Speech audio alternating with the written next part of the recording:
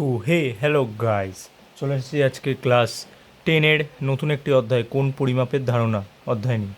তো আজকে আমরা বেসিক্যালি ত্রিকোণমিতি তোমাদের বেসিক পার্টটা ক্লিয়ার করবো এই ভিডিওর মাধ্যমে, কনসেপ্টগুলো পুরো।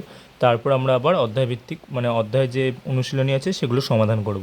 তো চলো কথা না বাড়িয়ে চলে যাই ডাইরেক্ট তোমাদের এই বেসিক কনসেপ্টে। তো দেখো, কোন পরিমাপের ধারণা, এখানে মেনলি আমাদের জানতে হবে যে ত্রিকোণমিতি ব্যাপারটা কী। তোমরা ক্লাস 10-এ উঠেছো, নতুন একদম অধ্যায়, তোমরা অবশ্যই এটা সম্বন্ধে বেশি কিছু জানো না। তো আজকে দেখো, ভিডিওটা দেখলে অবশ্যই শিখে যাবে ত্রিকোণমিতি। তো দেখো, ত্রিকোণমিতি কথাটি ভালো করে লক্ষ্য করো। ত্রিকোণমিতি,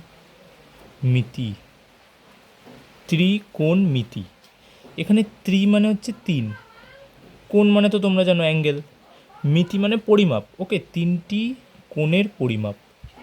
তাহলে ত্রিকোণমিতি কথার অর্থ কি? তিনটি কোণের পরিমাপ। তো বেসিক্যালি একটা ত্রিভুজকে নিয়ে আমাদের এখানে কাজ হবে। সো এখানে বেসিক্যালি একটি সমকোণী ত্রিভুজকে নিয়ে আমরা ত্রিকোণমিতি শিখব। সমকোণী ত্রিভুজই কি ত্রিকোণমিতি হয়ে থাকে, সমকোণী ত্রিভুজে। ওকে, অন্য কোনো ত্রিভুজে হয় না, সমকোণী ত্রিভুজের ক্ষেত্রেই ত্রিকোণমিতি হয়। এবার দেখো, অনেক ক্ষেত্রে কি হয়, অনেক যেমন ধরো সূক্ষ্মকোণী বা স্থূলকোণী ত্রিভুজগুলো যে আছে, ওদেরকেও সমকোণী বানিয়ে তারপর আমরা ত্রিকোণমিতি ওখানে প্রয়োগ করতে পারি। তো এই ত্রিকোণমিতি এবার আমরা কেন শিখবো আসা যাক।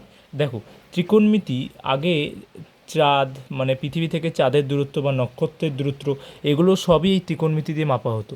কীভাবে মাপা হতো তোমরা তো সবাই অবাক হয়ে যাবে জানি। তো ভিডিওটা দেখতে থাকো, বুঝতে পারবে। তো এই ত্রিকোণমিতিকে কাজে লাগিয়েই কিন্তু চাঁদের দূরত্ব, নক্ষত্রের দূরত্ব, এগুলো আগে বার করা হতো, বিজ্ঞানীরা আগে বার করতো। এখনও এই ত্রিকোণমিতি বেসিক্যালি কাজে লাগানো হয়, ইঞ্জিনিয়ারিং শিল্পে বিভিন্ন কাজে লাগে। তো যারা অঙ্ক খুব ভালোবাসো, 11-এ অঙ্ক নেবে, তো তাদের জন্য কিন্তু ত্রিকোণমিতি ভালো করে শিখতেই হবে। ওকে, তো দেখো, তো এবার দেখো, তো এবার কি বললাম যে ত্রিকোণমিতির যে কোণ, ত্রিকোণমিতির কোণ আর এমনি সাধারণ কোণ বা এমনি নর্মাল কোণ, ওকে, নর্মাল কোণ, এই দুটোর মধ্যে তোমাদের পার্থক্যও বুঝতে হবে ভালো করে। দেখো, ত্রিকোণমিতির কোণ মানে কি, ত্রিকোণমিতির কোণ মানে কি, আর নর্মাল কোণ মানে কি। বেসিক্যালি নর্মাল কোণ মানে কি, আমরা জানি যে 0 ডিগ্রি থেকে 360 ডিগ্রি পর্যন্ত হয়ে থাকে নর্মাল কোণগুলো। ত্রিকোণমিতির ক্ষেত্রে 0 ডিগ্রি থেকে 360 ডিগ্রি তো অবশ্যই ত্রিকোণমিতির কোণের মধ্যে ধরা হয়, সাথে এর 0 থেকে কম মানে কি 0 থেকে ছোট কোণগুলো ত্রিকোণমিতির কোণ হিসেবে ধরে। মানে কি, -1 ডিগ্রি বা -360 ডিগ্রি, এগুলো মানে মাইনাসের যে কোণগুলো, 0 থেকে ছোটো মানে কি নেগেটিভ। আবার 0 থেকে 360-এর থেকে বড়ো, 360-এর থেকে বড়ো কোণগুলো যেমন ধরো 720 ডিগ্রি বা যেই মাপগুলি বলো না 360-এর থেকে বড়ো, যেমন ধরো 180, 1800 ডিগ্রি, যাই বলো তোমরা, মানে সব কটা কোণই, ঋণাত্মক হোক, পজিটিভ হোক বা জিরো হোক, সব কোণই ত্রিকোণমিতির ক্ষেত্রে খাটবে। কিন্তু নর্মাল কোণের ক্ষেত্রে কি লিমিট আছে, 0 থেকে 360-এর মধ্যে। ওকে, এটা হচ্ছে ত্রিকোণমিতির কোণ আর নর্মাল কোণের মধ্যে তুলনামূলক পার্থক্য।